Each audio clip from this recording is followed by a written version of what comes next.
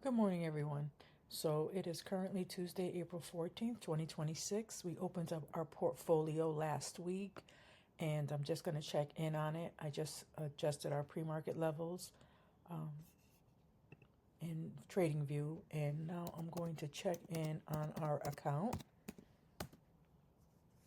I will say I noticed a couple of errors when I was recording, when I recorded last week's video on the adding the assets into the portfolio, and they were kind of minor, but if you see things that don't make sense, for example, when we opened up the account with 5,000 and then we bought VTI, we went in and I said, well, what's half of 5,000? I gave you a number like 2338 or somewhere along that line. And it ended up being like if you was listening to it, if I say what's half of 5,000, we know it's 2,500.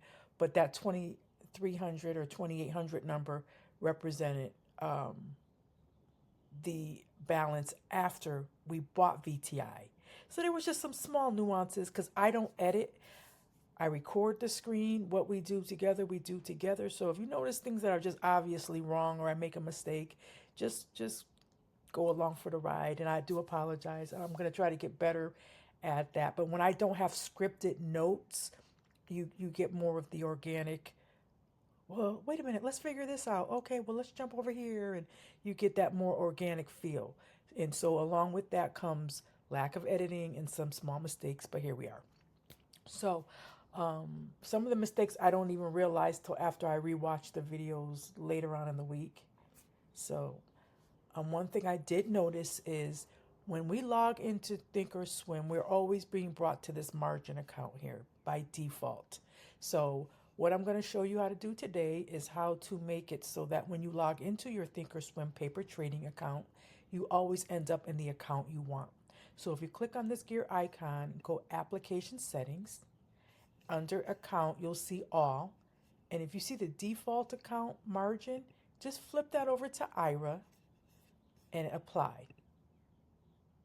And now whenever you log into your paper trading account, you won't have to manually go into Aira. The Aira, it'll automatically do it for you.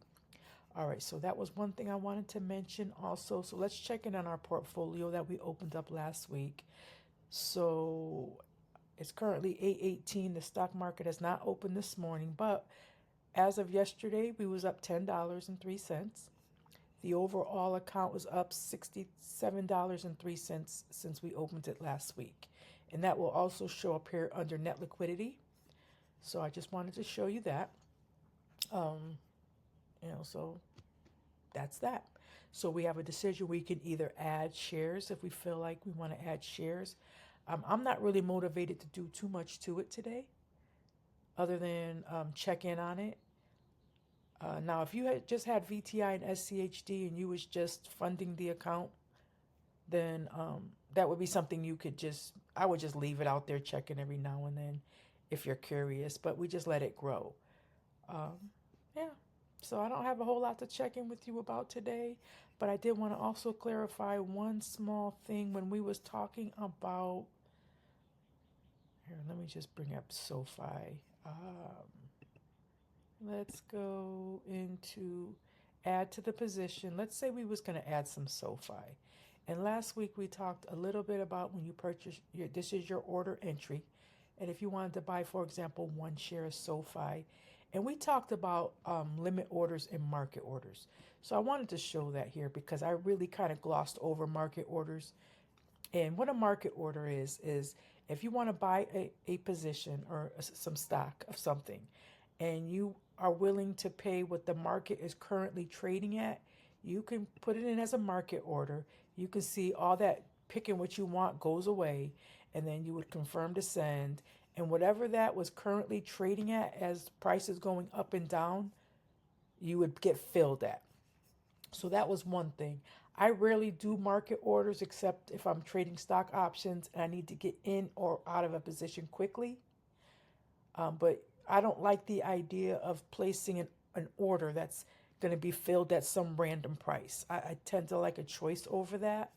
So when we go over to the limit order, now you have the opportunity to pick the choose the price that you want it to fill.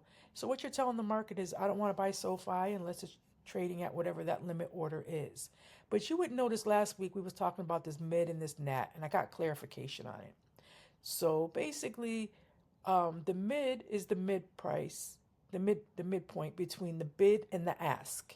And when you are buying stock, here, let me just get my notes because I want you to get it in a very clear, succinct way.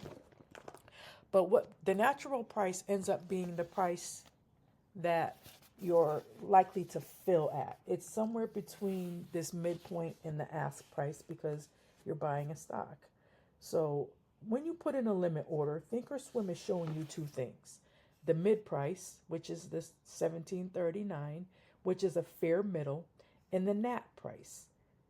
It'll keep moving. Now the market's not open, so it's not moving a lot now. But when the market's live and we're actually trading, these numbers keep flipping around between this penny. And it keeps moving slightly because the market is always changing by pennies. That movement is just the bid and the ask updating in real time. So I don't even like that penny movement. I just lock it in.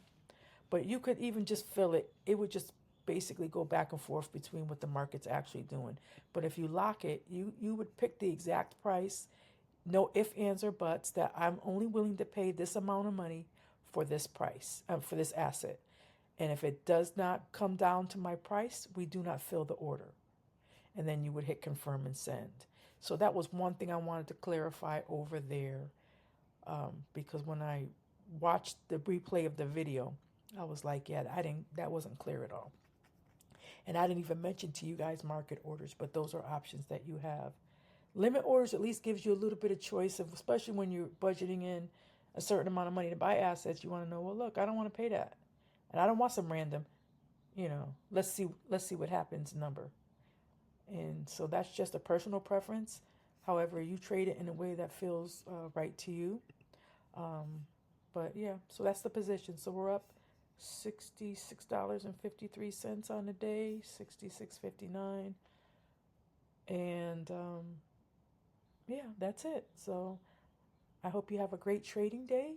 If there's any topics that we went over that you want clarification on, or you just want to have a talk about with the portfolio, let me know.